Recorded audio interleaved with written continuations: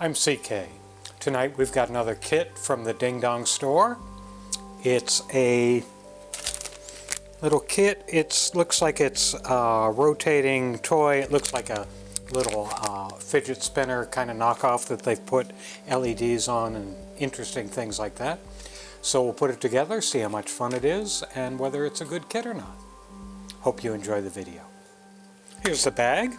Let's see what's inside it.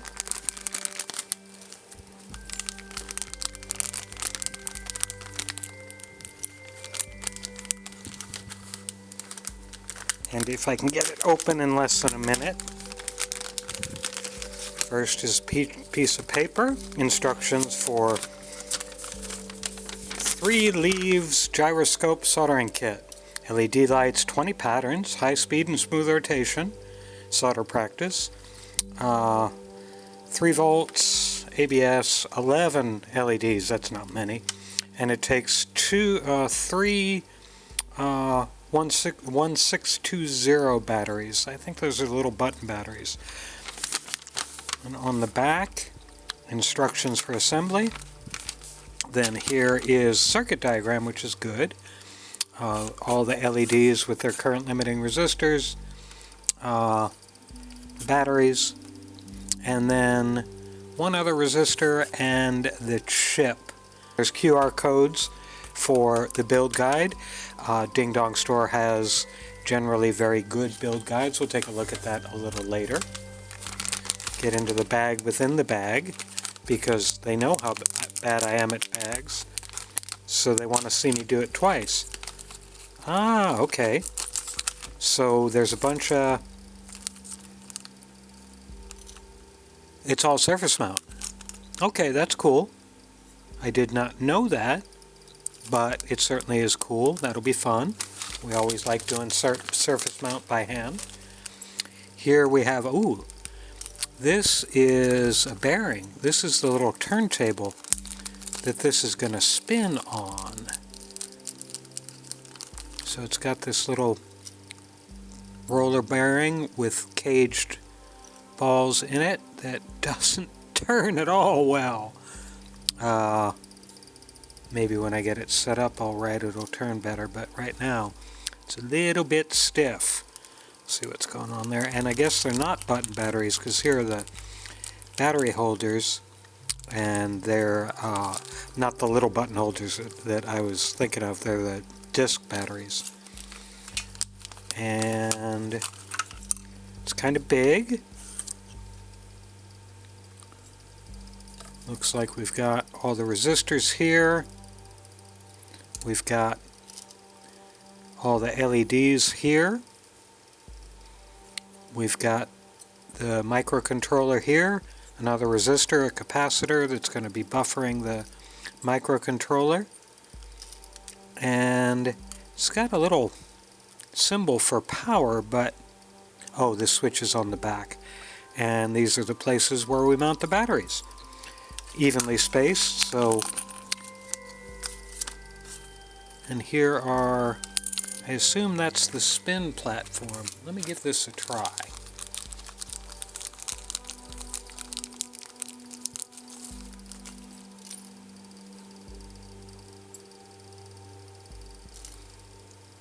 Oh no, that's not bad. That's not... No, that spins fine. I was wrong. With the center held well, it spins very well. Now, one thing you might be seeing or not seeing is they don't actually send the batteries with it, which is too bad, because I don't have any oh no, they're 2032s. This says 2032s. The other side says 1620s. So let me look at these, yeah, these are too small to be 3032 or 2032s. So I'm going to have to get those batteries. That's a little irritating. That just means we won't be able to see it run this evening. Nice acrylic, or not acrylic, but plastic case for it. And in here, of course, we've got our strips of surface mount components, all the resistors, 2 caps, the switch, the LEDs, different colors, red, blue is all I see so far, and green. Okay, red. No, that's too many. Ha! Now I gotta count. Wasn't expecting to have to count. There are 11 shown there. Let me get my scissors and open this bag.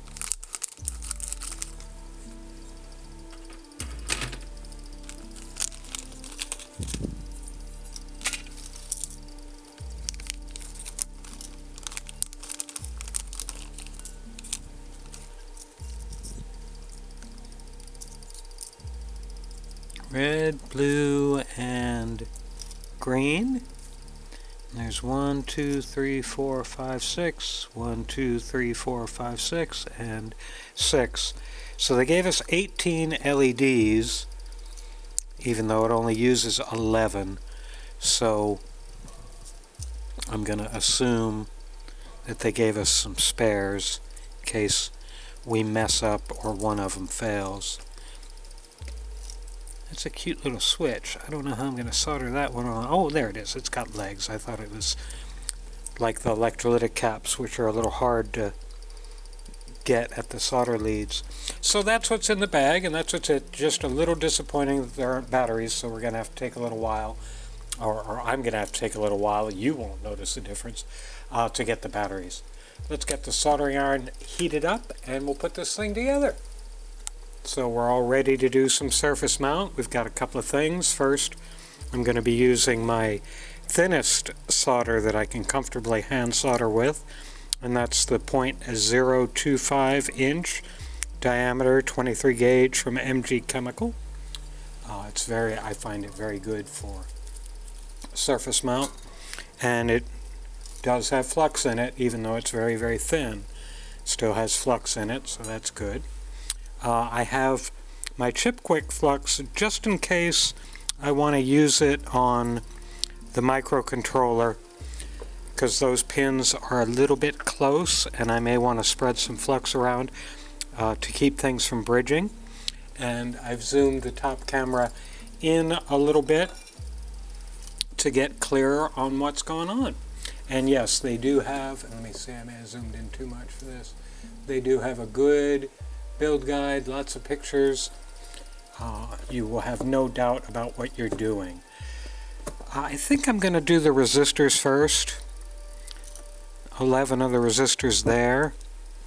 And let me count these, because if there are more, 1, 2, 3, 4, 5, 6, 7, 8, 9, 10, 11. They gave me one extra.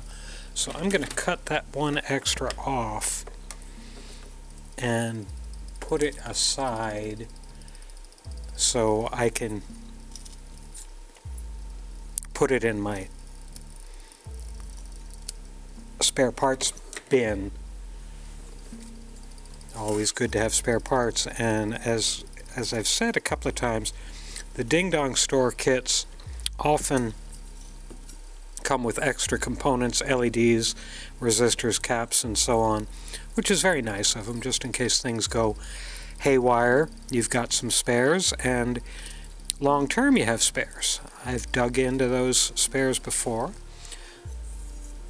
So there's all the resistors in my little cat food dish, which I use as a parts bin. You know why I use this as a parts bin? Because every metal parts bin I can find is magnetized, and I hate magnetized parts bins. So the way I'm going to be doing this is I'm going to take my solder and solder one, put a little solder ball, not a lot, not a full ball, just a little bit of solder on one of the sides.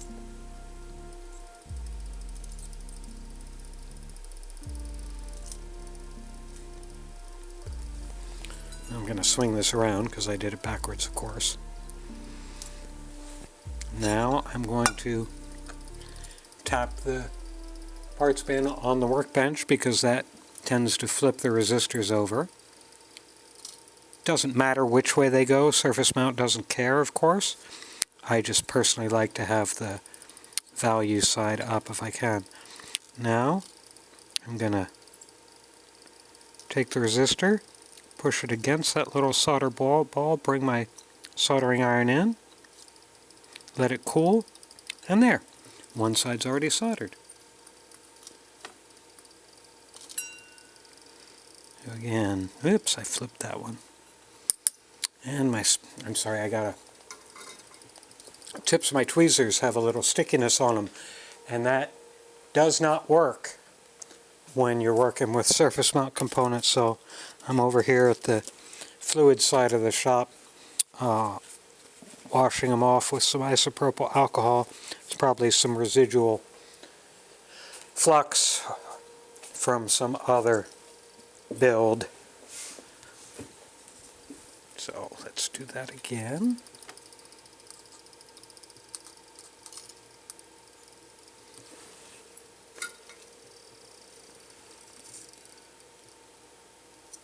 Oh, the other reason why it's good that they include extra surface mount parts is because if I drop one of these on the floor, I have a rough concrete floor in my workshop, and if I drop one of these on the floor, the odds of me finding it are about 30%, not very high.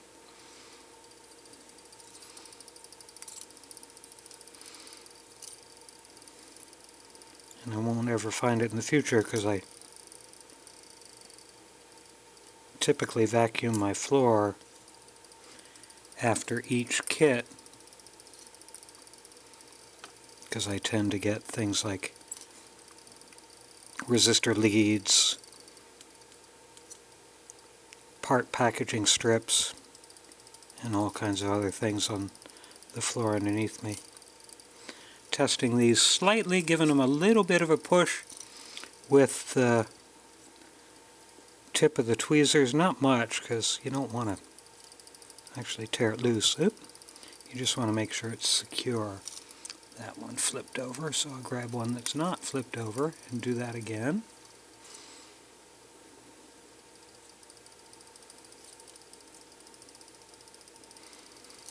One thing you always want to make sure of, again, just as a human nature thing, you want to let the solder cool. When you've pushed the component up and the solder is melted and connected with the contact on the end, let it cool. Nothing worse than soldering a surface mount component, getting overexcited, bringing your soldering iron and your tweezers up at the same time, and the part slides away. And then you're all grumpy. That was just me banging the parts tray again to flip everything over to the right side. But again, there is really no right side. These surface mount resistors can go either way up, and they're not polarized, so they can go left, right, or center. Now, as I'm saying that, I looked over at the LED side, and they do not, that I can see right now, have a clear indication of which is the positive line and which is the negative line. We could figure it out from the circuit traces, but I'm sure the build guide will say something about it. I don't think I put enough solder on that pad. I put a little bit more solder on R11.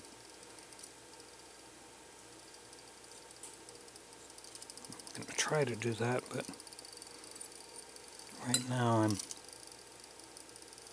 working backwards. My hands are working backwards. And that's a little too much, but I think I can work with it.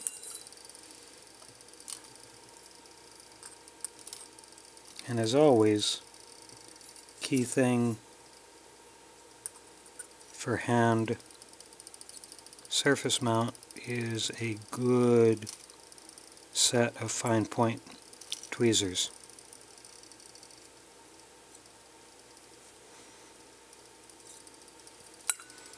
I have a video on tweezers on my channel, and you can see the set I bought from Amazon. Okay, that gets us part of the way there. We've got one half done. Now we're going to just solder the other half. Now, as I've said in other videos, you might think,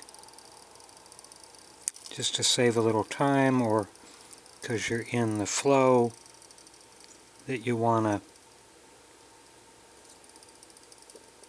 put solder balls on both pads and just drop the resistor on all at the same time. It does, I've tried that. It works out very badly, because since you're only heating one side at a time, the component rocks on the other unheated solder ball, and it's kind of a real pain to get it done there. That's got too much waste solder on my iron.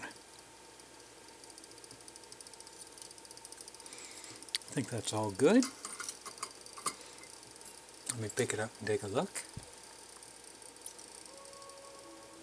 Yep, seems to be all good. Now we'll do the diodes, which is basically, oh wait, he said we do have a couple more resistors. We've got the R12 resistor here. I may as well do that.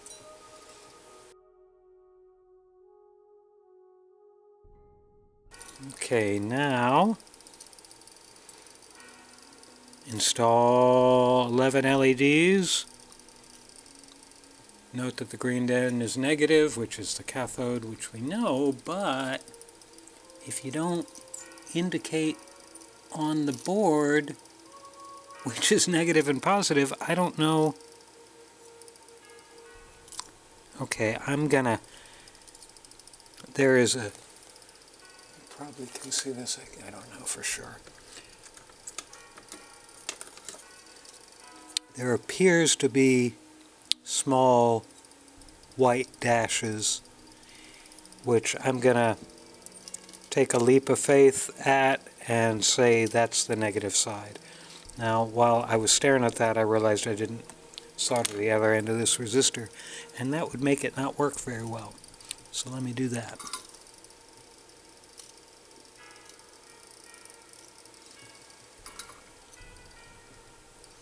So we'll assume that, and I'll show you the green on the LEDs in a little bit. So we're going to do 4 blue, 4 green, and 3 red. We'll start with the blues. I'm just going to go ahead and do my little solder dabs before I do anything else.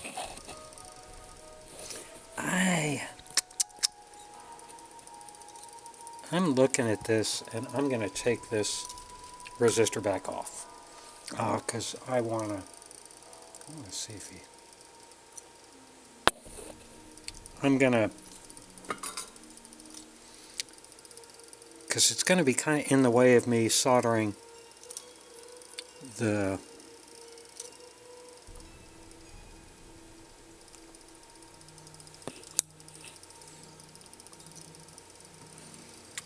IC down, and I need some elbow room, wiggle room for that. Where's my desolder pump? Now, one thing, you got to be careful with your desolder pump when you're doing surface mount, because you can suck it right up inside the tube.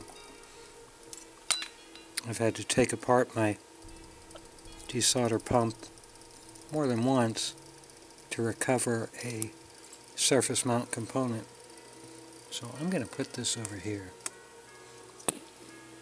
See, because I want to be able to get in here on those pads, and if the resistor is sitting there, I'm afraid I'm going to hurt it. I'm afraid I'm going to leave my iron on it and bake it, so I don't want to do that. So back to what we were actually doing.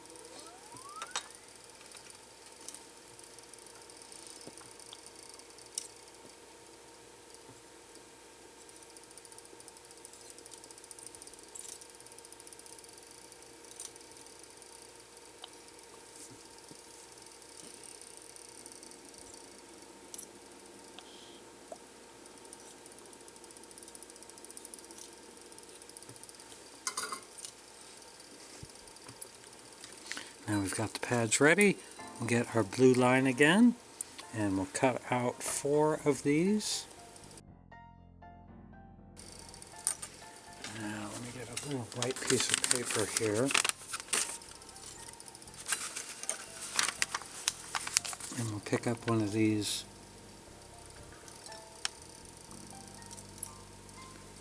diodes. The front looks like that, and as you can see, there's green here. That's the negative, that's the cathode. On the back it's got a pointer to it, so that's where we want to go on the negative side.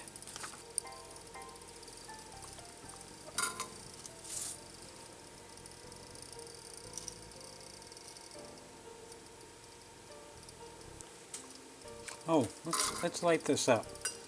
I'm going to get my meter in continuity mode, the beep mode when it connects. And we'll see what this guy looks like. Let's get the polarity right. Oh, that's a nice bright LED. Good, that'll be fun. Okay, I'm going to do all the rest of these LEDs I'm going to do in fast motion replay with the sound down, because we've talked about pretty much everything that goes on with them.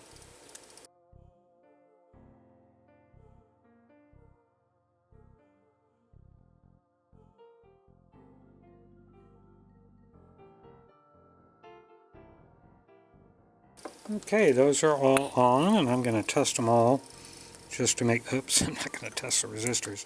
I'm going to test the diodes.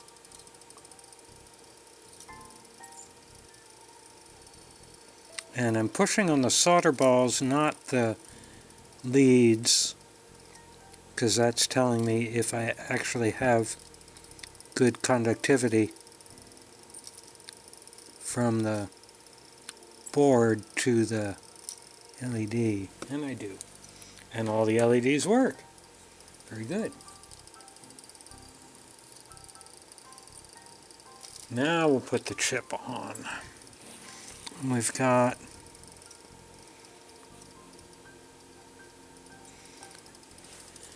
where is it? So the dot is the notch.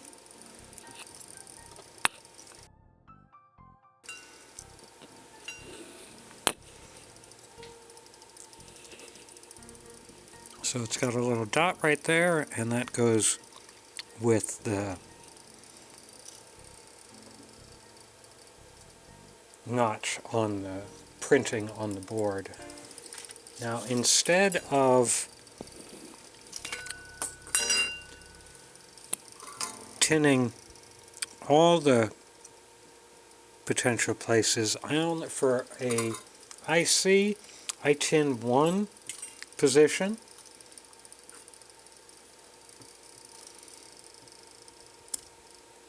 And bring my IC over. Make sure I'm on all the appropriate solder pads. Get my head in the camera shot, of course, which is why I always wear a hat, so you don't see my thinning hair.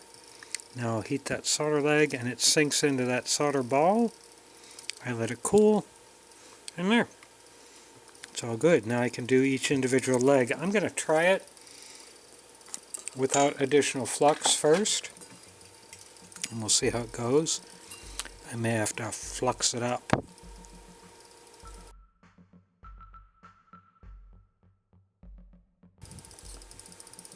Oh, see, that's what I mean. If the resistor were still here, I'd be running my soldering tip right on top of it.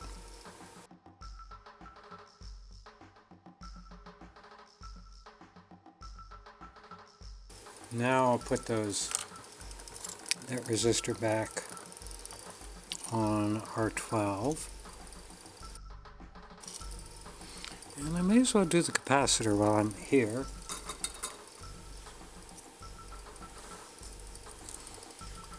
And again, they provided a spare. These are non-polarized. They are not electrolytics, so you don't have to worry about what end is which. How big is this? It should be 1/10 of a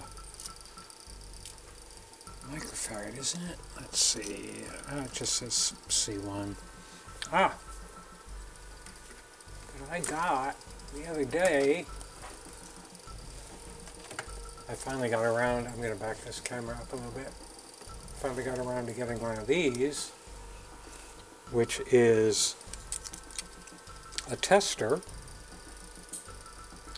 for surface mount components for your meter. I've needed one of these for a while,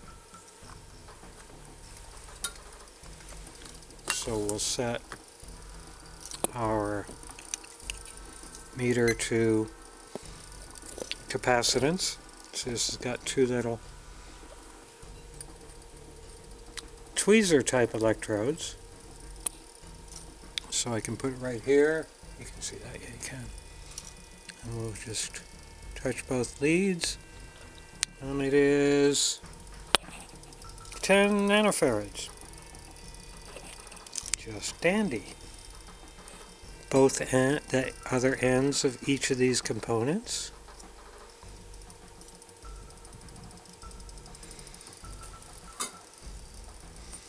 And that's this side done. Again, jerk the camera around too. Now we'll put the switch on the back.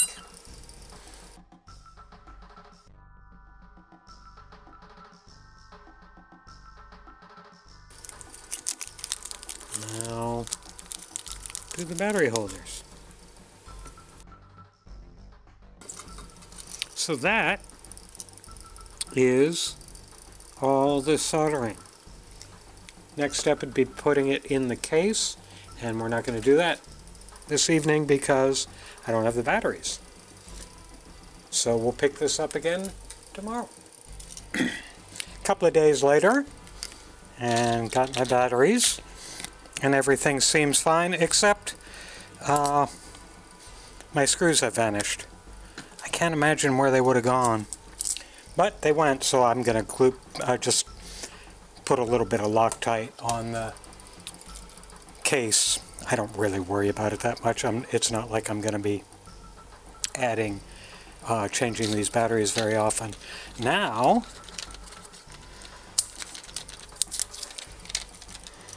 we'll put 3 batteries in.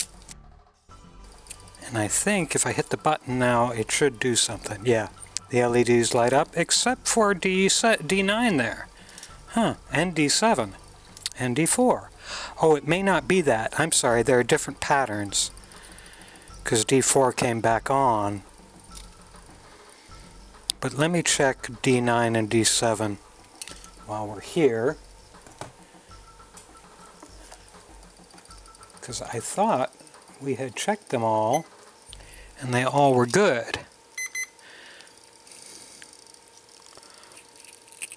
So D9 and D7, the LEDs are good.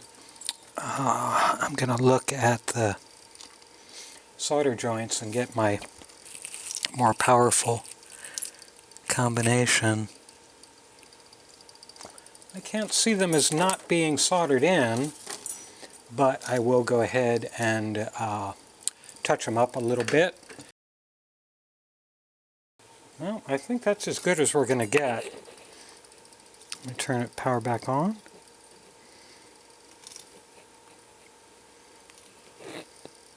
They're still out, but again, I don't know whether they're programmed to be out or not, so we'll see once we get it spinning. Now we'll install the bearings.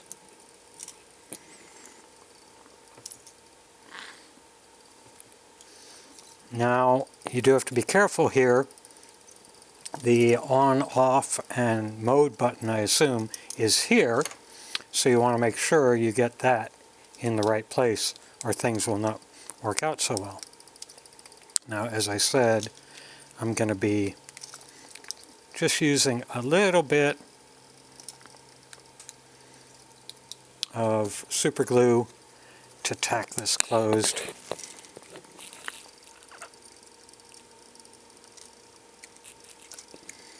And of course I'll get it on my finger using my pinky finger, because I use my index finger for Touch ID on my Mac, and I have learned if you have super glue on your finger, Touch ID doesn't work because it can't read your fingerprint. Now, last step, we put the two little spindle thingies in, and now we're ready to spin. So let me turn it on again, and let me turn this overhead light off, and now we'll spin it. Oh, look at that, it changes, see that? I hope you can see that. Let me zoom in a little bit more. See the pattern changing? That's pretty cool.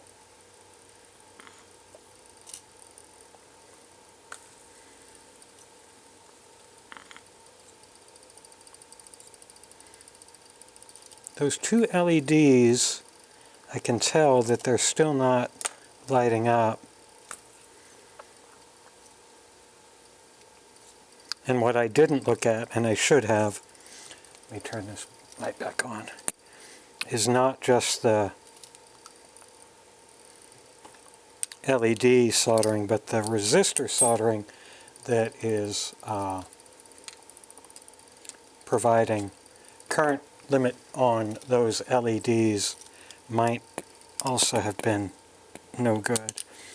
And we'll just crack this open because the super glue probably hasn't set too hard yet, and it hasn't.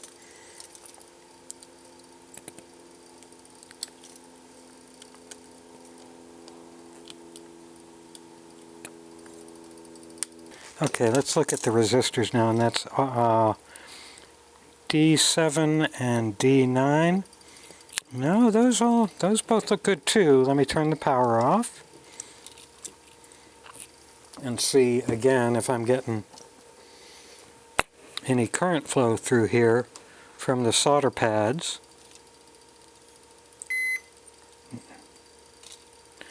Let me see. I'm sorry, I'm still on this. I need to be on resistance. So just get a baseline. R11 is fine. R9. Oh yeah, that's an open. And R7. R7 is open too. Huh. So I don't know whether the resistors are bad or the soldering is bad. So let me try it again. Nope, that didn't rehab anything. So the resistors very well could be bad because I'm not getting any resistance across them. Looks like they're open.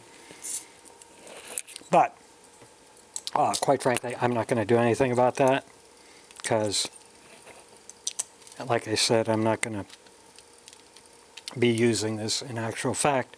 So just, if you have this problem, look at the resistors and the LEDs and see how they're reading.